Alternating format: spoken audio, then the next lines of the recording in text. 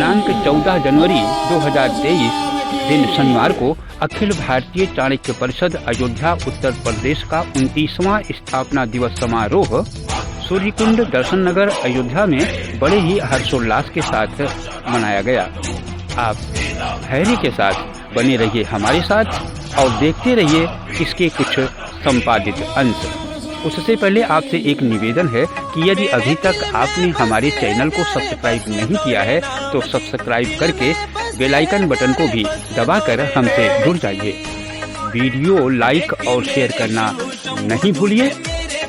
कैसा लगा कमेंट कीजिए, आपका कमेंट हमारा मार्गदर्शन करेगा। मैंने श्री तेजनाथ पांडे जी का नाम लिया, उनके नेतृत्व में सभी लोग मंच पे आ जाए। सर्वेश जी, कार्तिकेय पाठक जी, आप मंच पे आ जाइए।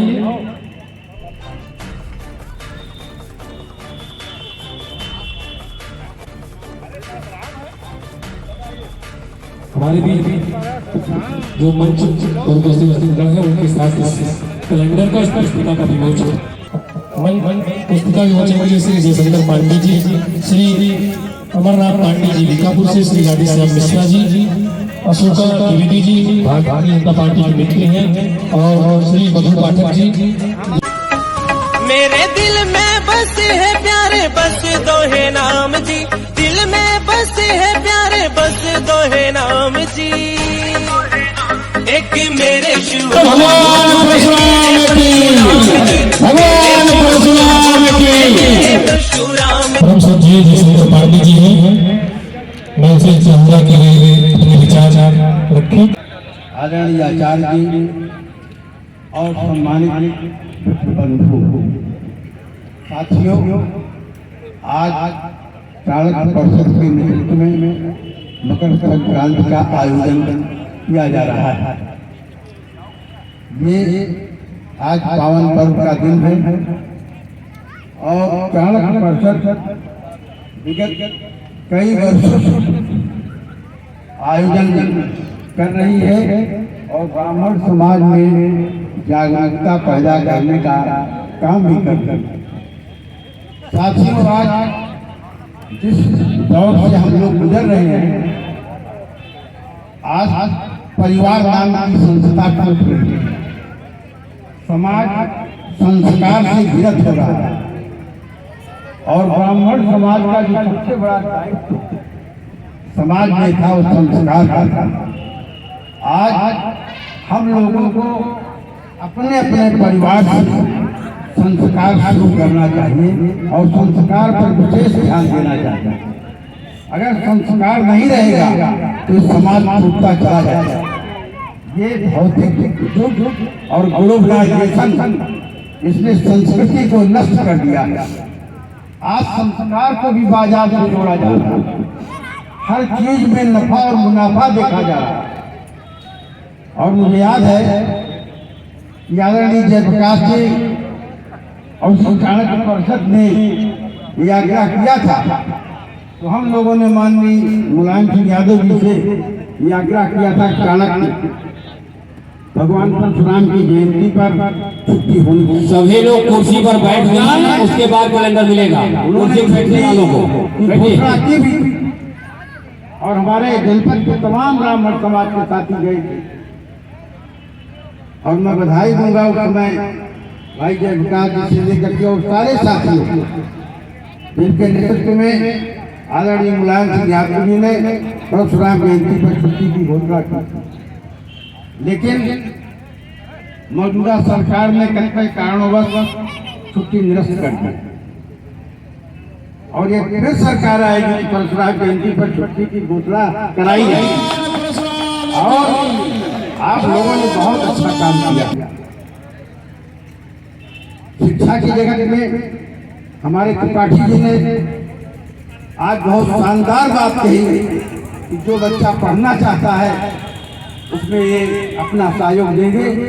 हम चाणक्य परिषद की ओर से उनका हार्दिक स्वागत और अभिनंदन करते हैं। और साथियों, शिक्षा और चरित्र के ज्योति को जगाए रखिए, यही चाणक्य परिषद का आह्वान है। बहुत बहुत धन्यवाद। भगवान परशुराम की, भगवान परशुराम की। कार्तिकेय पाठक गोलू जी स्वागत करेंगे, इनका सम्मान करेंगे।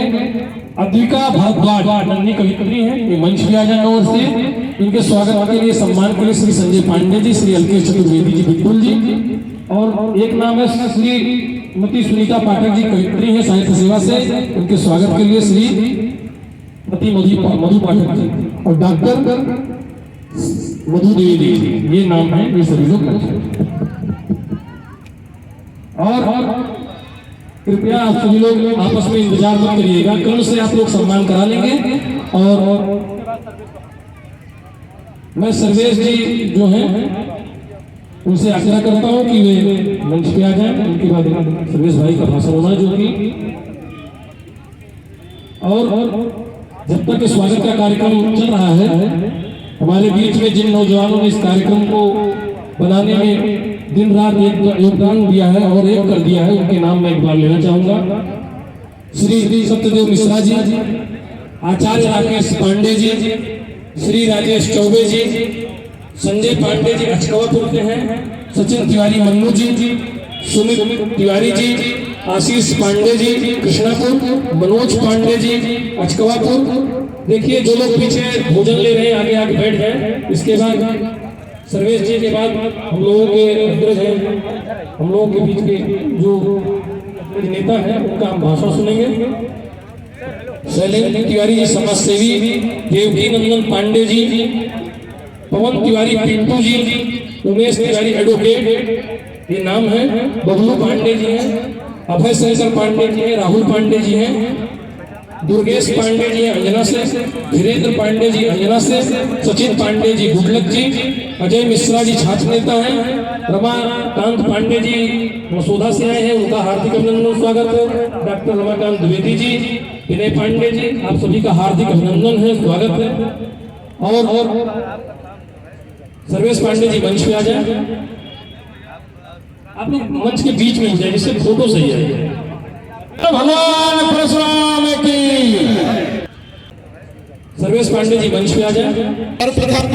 आज चाणक्य परिषद के 29वें स्थापना दिवस कार्यक्रम में मुझे आमंत्रित किया गया। सबसे पहले तो आप सभी लोगों को और चाणक्य परिषद के सभी कार्यकर्ताओं को, पदाधिकारियों को चाणक्य परिषद के स्थापना दिवस की हार्दिक बधाई और शुभकामनाएं। अभी हमसे पहले आदरणीय दादाजी कुछ विषय पर बोल रहे थे और भी भाई बंधु बोल रहे थे। आज समय की मांग है कि ब्राह्मणों के अंदर ब्राह्मणत्व जगे। आज ये समय की मांग है कि ब्राह्मणों के अंदर ब्राह्मणत्व जगे। पिछली बार भी मैं चाणक्य परिषद के कार्यक्रम में आया था और इस बार भी मैं चाणक्य परिषद के कार्यक्रम में आया हूँ। ये चाणक्य परिषद का तो कार्यक्रम ही बहुत ही भव्य और बहुत ही दिव्य है। ब्राह्मणों के अंदर चेतना जगाने का बहुत ही बढ़िया प्रयास है। सबसे पहले तो चाणक्य परिषद के जितने भी कार्यकर्ता पदाधिकारी, मैं इसके लिए आप सभी को बहुत बहुत बधाई और धन्यवाद देता हूँ। आज वर्तमान समय की मांग है, आज वर्तमान समय की मांग है कि ब्राह्मण ब्राह्मण के लिए संगठित हो, ब्राह्मण ब्राह्मण के साथ खड़ा हो और ब्राह्मण ब्राह्मण के दुख सुख में मजबूती से खड़ा हो। आज सबसे ज्यादा अगर किसी की दयनीय स्थिति है तो ब्राह्मणों की है। हम शिक्षा से वंचित होते जा रहे हैं। ब्राह्मण आज चारों रूप से बहुत कमजोर हो चुका है। ब्राह्मण राजनीतिक रूप से पीछे जा रहा है, ब्राह्मण सामाजिक रूप से पीछे जा रहा है, ब्राह्मण आर्थिक रूप से पीछे जा रहा है, ब्राह्मण राजनीतिक रूप से पीछे जा रहा है, शैक्षिक रूप से पीछे जा रहा है। आज आवश्यकता समय की मांग है कि इन मुद्दों पर मजबूती से चिंतन और मंथन करके हम अपने समाज को कैसे आगे बढ़ा सकते हैं, हम अपने समाज को कैसे आगे लेकर जा सकते हैं, इस पर चिंतन करें। अभी आदरणीय दादाजी ने कहा कि यहाँ पर जितने लोग जुड़े हैं इनके साथ साथ में नवयुवकों को चाणक्य परिषद से जोड़ना बहुत जरूरी है। मैं कहता हूँ कि हमारे समाज के युवाओं के साथ साथ हमारे समाज की बहन बेटियों को भी चाणक्य परिषद से जोड़ना बहुत जरूरी है, क्योंकि संस्कार सिर्फ बेटों में नहीं, ब्राह्मणत्व की संस्कार बेटियों में भी पनपना चाहिए, जिससे वो अपने रास्ते से भटक ना सके। सही कह रहा हूँ, गलत कह रहा हूँ? आज अभी कुछ दिन पहले चेरू में नारे लगे थे, ब्राह्मणों भारत छोड़ो। कितने दुर्भाग्य की बात है, कितने दुर्भाग्य की बात है कि जिस अखंड भारत को, जिस खंड भारत को अखंड भारत बनाने में अपना योगदान ब्राह्मणों ने दिया, जिस आजादी को जिस गुलाम भारत को आजाद करवाने में अपना योगदान ब्राह्मणों ने दिया, जिस देश में मुगलों को, बौद्धिस्टों को इस देश से खदेड़ने का काम भारत ने किया, उस तथाकथित लोग उस देश से ब्राह्मणों को भगाने की बात करते हैं। मैं एक बात बताना चाहता हूँ, इस भारत की पहचान ब्राह्मण से है, इस भारत का अस्तित्व ब्राह्मण से है। अगर भारत में ब्राह्मण नहीं रहेगा तो भारत नहीं रहेगा। इसको हमको आपको समझने की आवश्यकता है। आज देश में अगर पूरे विश्व में किसी ने वसुधैव कुटुंबकम की परिभाषा दी है कि पूरे पृथ्वी का एक एक व्यक्ति हमारा परिवार है, तो यह ब्राह्मणों ने दी है। अगर सर्वे संत सुखना और सर्वे संत निरामया की किसी ने परिभाषा दी है कि सभी सुखी हो, सभी निरोगी हो, यहाँ किसी जाति, मजहब और प्रांत और राष्ट्र की बात नहीं हुई है, सभी सुखी हो और सभी निरोगी हो। अगर इसकी भावना किसी के मन में है तो ये भावना सिर्फ ब्राह्मण के मन में है। ब्राह्मणों ने हमेशा त्याग किया है, ब्राह्मणों ने कभी किसी चीज की चाह नहीं रखी है। और मैं हाथ जोड़ करके ब्राह्मण बंधुओं से निवेदन करना चाहता हूँ, आज आपके अस्तित्व पर खतरा है, आज आपके अस्तित्व पर खतरा है। हमारी पार्टी अलग हो सकती है, हमारे संगठन अलग हो सकते हैं, हमारी विचारधारा अलग हो सकती है, लेकिन हम ब्राह्मण हैं इसलिए एक होकर के रहे। क्योंकि आज अगर हम एक नहीं हुए तो आने वाले समय में हम एक नहीं हो पाएंगे। ब्राह्मणों का अस्तित्व दांव पर लगा है। पूरी ताकतें हर एक जाति सिर्फ और सिर्फ एक तरफ से ब्राह्मण को टारगेट पर करने पर लगी है कि ब्राह्मण को कितनी जल्दी खत्म कर दी जाए। आज अगर कोई ब्राह्मण को टारगेट कर रहा है तो उसके पीछे सिर्फ यह कारण नहीं कि वो ब्राह्मण को टारगेट कर रहा है। ब्राह्मण को टारगेट करने का कारण मात्र एक है कि वो पूरे सनातन को नष्ट करना चाहता है। आप किसी दूध वाले से दूध लेते हैं, किसी कपड़े वाले से कपड़ा लेते हैं, किसी सब्जी वाले से सब्जी लेते हैं, लेकिन ब्राह्मण क्या करता है? ब्राह्मण आपको द्वितीया, द्वितीया, अष्टमी, षष्टमी, ब्राह्मण आपको राम, कृष्ण, परशुराम, ब्राह्मण आपको वेद, शास्त्र, धर्म ग्रंथ, पुराण सबके बारे में ब्राह्मण बताता है। ब्राह्मण से अलग करने का कारण, सनातन से अलग करने का कारण है ये चाहते हैं कि आपको ब्राह्मणों से काटा जाए, आपके अंदर ब्राह्मणों के प्रति नफरत पैदा किया जाए। अगर ब्राह्मण खत्म हो जाएगा ना तो बड़ा आसान हो जाएगा आपको मुसलमान और ईसाई बनाना, बड़ा आसान हो जाएगा आपको मुसलमान और ईसाई बनाना। इसीलिए इनका प्रयास चल रहा है और ब्राह्मणों को टारगेट किया जा रहा है। एक बात मैं आपको और बता दूं, मैं इस मंच से लाइव चल रहा है, मैं आह्वान करना चाहता हूँ कि ब्राह्मण समाज के नेताओं का, व्यापारियों का, बड़े बड़े बुद्धिजीवियों का, हम दिखावे के लिए ब्राह्मण समाज की बात ना करें, हम सिर्फ दिखावे के लिए ब्राह्मण समाज की बात ना करें, हम रियल में ब्राह्मण समाज की बात करने का प्रयास करें। ये ठंडी का महीना चल रहा है, हमारे समाज के बहुत से नेताओं ने, हमारे समाज के बहुत से व्यापारियों ने जगह जगह पर स्टॉल लगा करके कंबल वितरण करने का काम किया है, जगह जगह पर जाकर के कंबल वितरण करने का काम किया है। लेकिन ऐसे कितने ब्राह्मण नेता हैं, ऐसे कितने ब्राह्मण व्यापारी हैं जिन्होंने कर्मकांडी ब्राह्मणों को कंबल वितरण किया हो, जिन्होंने पूजा करने वाले पुजारियों को कंबल वितरण किया हो, जिन्होंने किसी गरीब ब्राह्मण के बच्चों को कंबल वितरण किया हो। बात यह है कि ना आप उसे देने जाओगे और ब्राह्मण स्वाभिमानी होता है, ना वो आपसे मांग पाएगा। मैं कहना चाहता हूँ, सबसे पहले अगर आपको करना है तो दुनिया के लिए बात में करना, धर्म के लिए बात में करना, पहले अपने जाति के लिए करो। क्योंकि प्रार्थना में कहा गया है कि जिस देश या जाति में जन्म लिया बलिदान उसी पर हो जाए। हमारा यह कर्तव्य है कि जिस देश जाति में हमारा जन्म हुआ है उसके लिए अगर जान देनी पड़े तो हम जान भी देते हैं। हमने देश के लिए जान दे करके देश को आजाद करवाया, लेकिन आज जाति के लिए बलिदान देकर अपने जाति को अगर बचाने की बात है तो हमको मजबूती से आगे आना चाहिए। आज ये चाणक्य दर्शन का कार्यक्रम है और लोगों के पेट में तकलीफ है और दूसरों के नहीं, अपने ही समाज के लोगों के पेट में तकलीफ है। ऐसे लोग कभी ब्राह्मणों को एक नहीं कर सकते जो अपने समाज के किसी भी कार्यक्रम होने से इनके पेट में अगर तकलीफ होती है।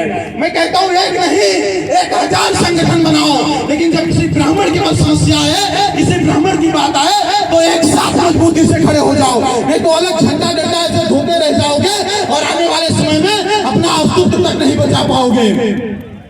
मेरी बातों से आप लोग सहमत है कि नहीं सहमत हैं? मेरी बातों से आप लोग सहमत है कि नहीं सहमत हैं? सिर्फ हंगामा खड़ा करना मेरा मकसद नहीं, पूरी कोशिश है कि यह सूरत बदलनी चाहिए। और मैं अपने प्रिय मित्र सुमित तिवारी बागी को